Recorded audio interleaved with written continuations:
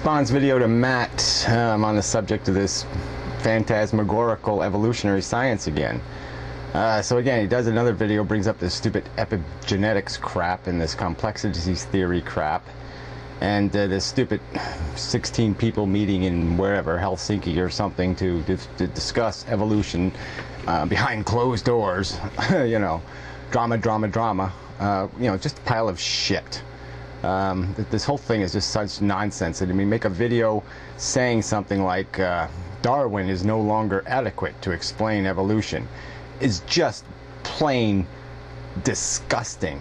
I mean, they should kick you out of university for that. They really should. They should kick you out of university for that. There's absolutely no excuse for that kind of preposterous exaggeration. I mean, this is just the Gould crap all over again. You know, because the guy says, oh, evolution sometimes takes place in isolation in a very accelerated you know, manner, like, you know, thousands of years rather than hundreds of thousands of years. Yeah, when species are isolated on islands. Something Darwin found out, okay? That's he went on the Galapagos Islands is where he learned that basic idea. I mean, it was nothing new. It was just new jargon. It was a new emphasis, but it had nothing to do with any new fucking science, really. I mean, realistically, this is just such bullshit. I mean, okay, so I'll get to this crap first, then I'll whatever. Well, anyway, epigenetics. This is nonsense. It is idiocy. I mean, this is something a 6-year-old could figure this shit out. Okay, so basically what the science has demonstrated, what they've actually observed, is that if you have a crappy lifestyle, if you're starving, if you're living a harsh and awful life, it might damage your genetics, okay? I mean, your sperm or your egg. That it might cause what might be termed mutations in your DNA. It might turn off and turn on some genes in ways that, you know, in ways that are completely unrelated to your experience. That's what the science demonstrates. There's no positive. It doesn't make the baby stronger because the life was harder. Now the baby pops out stronger. No, what's been demonstrated is you live a crappy, horrible life. Your baby ends up being harmed more likely than anything else. It's going to have damage. It's going to be less survivable. So there's absolutely no.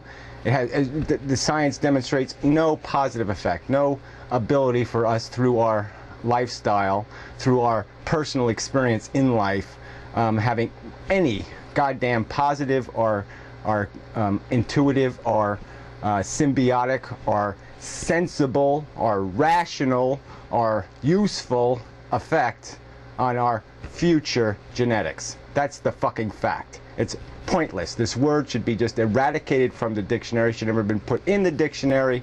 Epigenetics is creation science bullshit, mumbo jumbo nonsense. All right, complexity theory. Who the fucking knows? It's just, all right, it's like chaos theory. Let's invent a theory and make it so convoluted and incomprehensible that nobody could ever dispute it because it's so incomprehensible. So that's why I say the chaos theory. I mean, a complexity theory. I don't even know what the argument is. Oh, it's so complex that we will decide that we can't figure out how the hell it got there. I mean, it's a pile of shit. It's creation science nonsense. Oh my God, there's no fucking way that a bacteria could have a tail all by itself. They couldn't build that machine. The bacteria's not smart enough to build a tail. It couldn't have figured out how to do that. I mean, it's just nonsense. You know, billions of years of evolution built the damn thing. You know it. This is just idiotic. Okay, so even when the guy's going to this damn seminar, writes a whole fucking blog post, it's only 6 miles long, and clearly points out that if you creation nutballs are looking for something in this out of this, it's not there. Okay, there's nothing here. There's no new science here that's going to blow anything out of the water. That's going to be, you know, change the whole paradigm. None of that crap is happening. All right, but these God people, these people looking to fucking deify nature, looking to deify the universe, looking to somehow engineer purpose behind it, just can't let it go. And then they're using these false scientists, these just because some asshole writes a book means it's bad as Zach.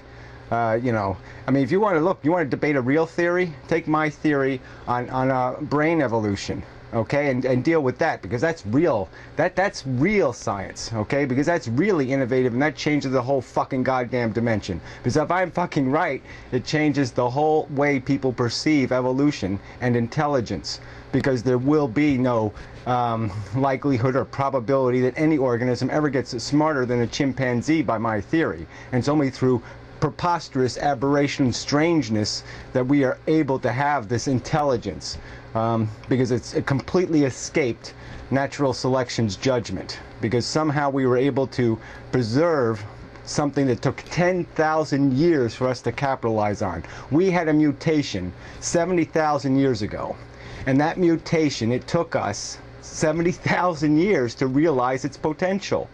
Okay, for 50 of those 1,000 years, we didn't hardly do anything smarter. I mean, we just barely used a tiny 1/100th, 1/1000th of the capacity we had been given.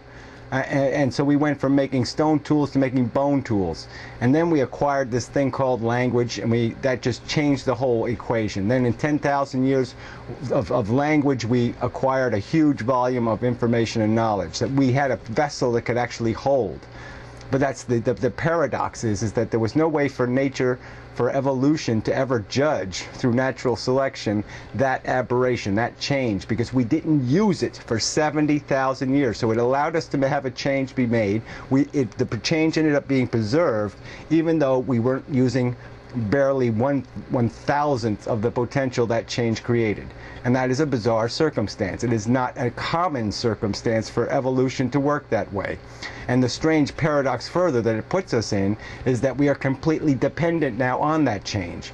Okay, there is no going back for us. There is no other variety of humankind existing that is of some diminished brain capacity that can live in some alternative environmental circumstance. And so the strangeness is that natural selection may select out for this thing called high intelligence, because all it does is it creates overpopulation, it creates weakened genetic structure, because we're able to coddle our physical limitations, and it creates this huge threat of self-annihilation through technology. It's a horrible prospect that intelligence creates, a horrible doom scenario it sets us up for. And so what's the likelihood of any civilization ever surviving if they ever got it, if they ever acquired this degree of intelligence? And my argument would be that even nature doesn't, even if nature does create chimpanzees somewhere else out in the universe, it may never allow them to get any smarter than a chimpanzee.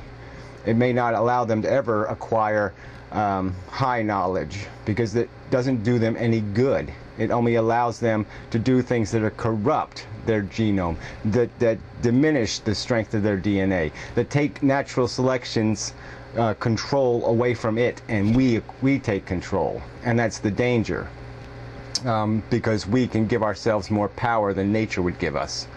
And so that to me is a more important theory than epigenetics or complexity theory, which are just nonsense. You know, so anybody's going to get the fucking Nobel Prize, it should goddamn me. So, okay, that's maybe going too far. But this is bullshit science. This doesn't make any sense. This is nonsense. So fuck you. Oh, I still got plenty of time. Okay, I can talk slower now. All right, so what else needs to be said? Yeah, we are, you know, and that bacteria with brains thing, that was a pretty good one too, you know. So they should put that on my Nobel Prize too. You know, coined the phrase bacteria with brains, because that's what we are. All right, and that's what this whole evolution thing, you keep wanting to make it purposeful, and the fact is that it can be anything, and it doesn't do it for any reason. It doesn't have any reason whatsoever. The only reason why we have needs and desires and drives is because that was a way through natural selection that was conducive for organisms to be to be more effective, you know, as consumers. It's that simple. They became better at the life struggle, the survival of the fitness bullshit. Because they were motivated by something besides direct, stagnant, cold programming. They had the capacity to learn, they had the capacity to gain experience through their life and adapt, be very adaptive, not over generation to generation, but within their own lifetime to be adaptive. And so that's the origin of this intelligence. That's where it all starts. And this thing called consciousness, but that's all the fuck it is. And it is, we are still bacteria with brain. We are maggots, we are parasites, we are worms, you know, with these added features, and that's all the fuck we are. And you've got to quit playing this goddamn game and quit mushing with this science, because that's all you're doing. You're playing the same game the creationists are. You sit there, take any crack of verbiage and think that verbiage crack is some kind of real crack, and it's not. It's just language bullshit. And so don't quit playing these fucking games. There's no fucking such thing as epigenetics.